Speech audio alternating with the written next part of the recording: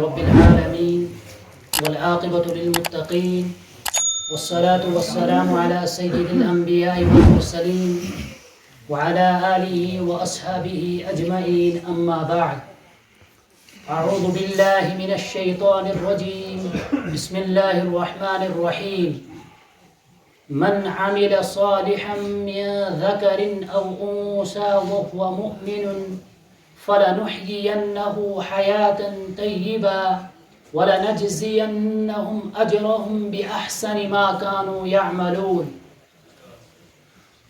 وعن أبي هريرة رضي الله تعالى عنه قال قال رسول الله صلى الله عليه وسلم إن الله لا ينظر إلى صوركم ولا أموالكم ولكن ينظر إلى قلوبكم وأعمالكم أو كما قال عليه الصلاة والتسليم. معزز سامعین کرام، اللہ رب العزت کا ہم پہ احسان ہے، کرم ہے کہ اس نے ہمیں ایمان والے گھروں میں پیدا کیا، ایمان کی دولت سے ہم کو مالا مال فرمایا. اس ایمان کی دولت کو حاصل کرنے کے بعد جو ہماری ذمہ داریاں تھی، جو ہمارے ذمہ کام کیے گئے تھے، ان کو ہم نے کرنا تھا. لیکن آج کے دور میں اگر ہم دنیا پر طائرانہ نظر ڈالتے ہیں، اپنے ارد گرد رہنے والے اور اپنی ذات پر نظر کرتے ہیں، تو پورے ہمارے اپنے علاقے میں حتیٰ کہ پوری دنیا میں اس وقت جو ہمیں نظر آتا ہے وہ یہی ہے کہ امت مسلمہ پریشان ہے. امت مسلمہ جو ہے وہ مصیبتوں میں گھری ہوئی ہے، پریشانیوں میں گھری ہوئی ہے. آخر ہم نے اس کی وجہ تلاش کیوں نہیں کی؟ کہ ہم کہتے ہیں کہ فلاں آدمی فلاں مصیبت میں ہے، وہ اس مصیبت میں، وہ اس مصیبت میں، کوئی کسی پریشانی سے خالی نہیں ہے. ہر انسان کسی نہ کسی پریشانی میں مبتلا ہے، اور دنیاوی زندگی اس کو چین و سکون سے وہ گزار ہی نہیں سکتا ہے. آخر وجہ کیا ہے اس کی؟ اس دنیاوی زندگی کو وہ پرسکون کیسے بنائے گا؟ اس زندگی کو کیسے وہ گزارے گا؟ تو اس کے لیے اللہ رب العزت نے قرآن کریم کے اندر ہماری رہنمائی کے لیے نبی علیہ السلام پر آیات نازل کی. نبی علیہ السلام نے ہم کو سبق دیا، آپ صلی اللہ علیہ وسلم نے ہم کو سکھلایا اور بتلایا، اور زندگی کے ہر لمحے کو کیسے جینا ہے اس کو سکھایا. کہ ہماری زندگی کا جو مقصد ہے اس کو قرآن کریم نے واضح کر دیا. کہ اللہ رب العزت نے قرآن کریم کے اندر فرمایا وَمَا خَلَقْتُ الْجِنَّ وَالْإِنسَ إِلَّا لِيَعْبُدُوا، کہ تمہارا جو مقصد زندگی تھا وہ تھا اللہ کی عبادت. لیکن جب تم اپنی مقصد، یہ جو زندگی کا جو مقصد تھا اس کو بھول گئے، تم کسی اور مقصد پر نکلے، تو تمہاری زندگی جو ہے اس میں پریشانیاں آنی شروع ہو گئی. تمہارے ہر لمحے میں اور ہر کام میں پریشانی آنا شروع ہو گئی.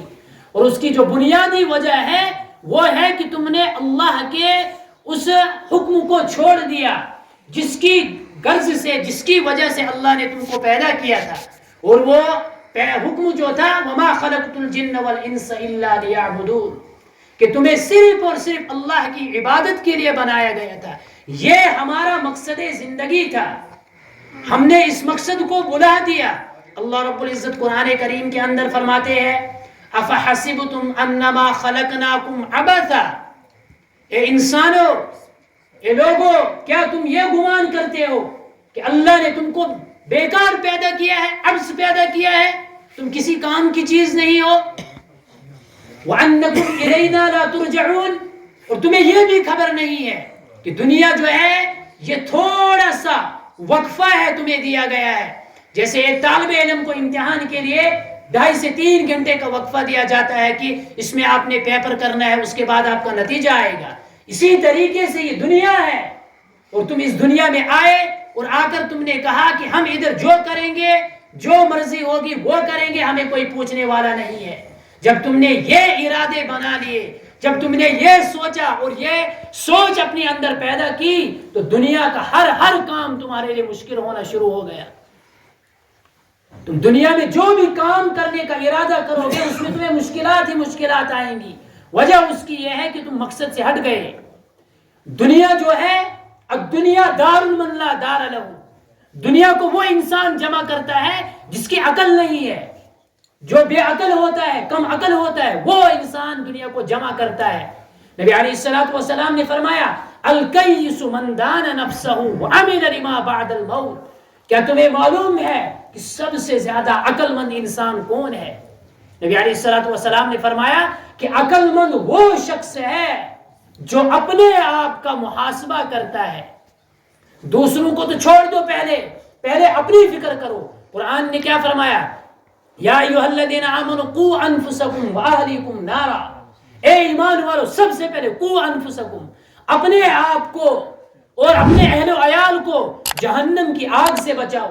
جس عقل مندی کا اشارہ آپ صلی اللہ علیہ وسلم حدیث کے اندر دیا کہ الکیس من دان نفسہ وعمل لما بعد الموت، کہ عقل مند شخص وہ ہے جو اپنے آپ کا محاسبہ کرتا ہے کہ میری زندگی کیسی گزر رہی ہے. کیا یہ ان اصولوں کے مطابق گزر رہی ہے جن اصولوں کی ہمیں ہدایات ملی ہے، جن کے مطابق ہمیں زندگی گزارنے کا حکم دیا ہے اللہ اور اس کے رسول نے؟ کیا ان اصولوں کے مطابق ہماری زندگی گزر رہی ہے؟ اگر گزر رہی ہے تو اللہ کا شکر ادا کریں. اگر اس سے ہٹ کر ہے تو پھر گویا کہ یہ دنیا کا سب سے بے عقل اور بیوقوف انسان ہے.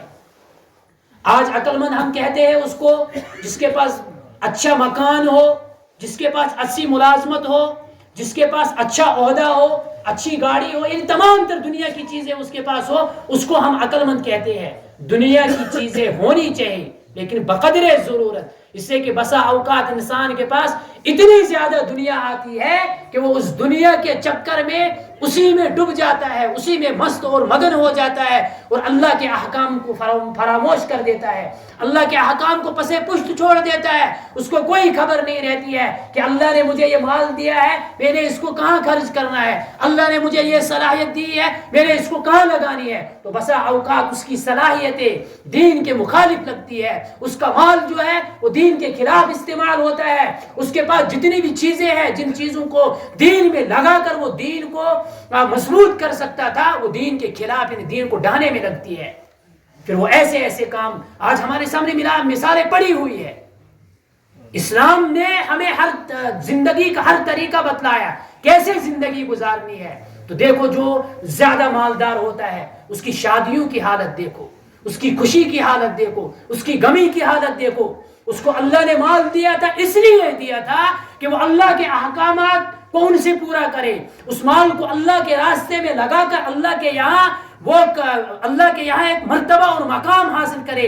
لیکن اس نے انہی پیسوں کو، اسی مال کو، ان صلاحیتوں کو اللہ رب العزت کے احکامات کے خلاف لگا کر اعلان جنگ اللہ کے ساتھ کر دیا.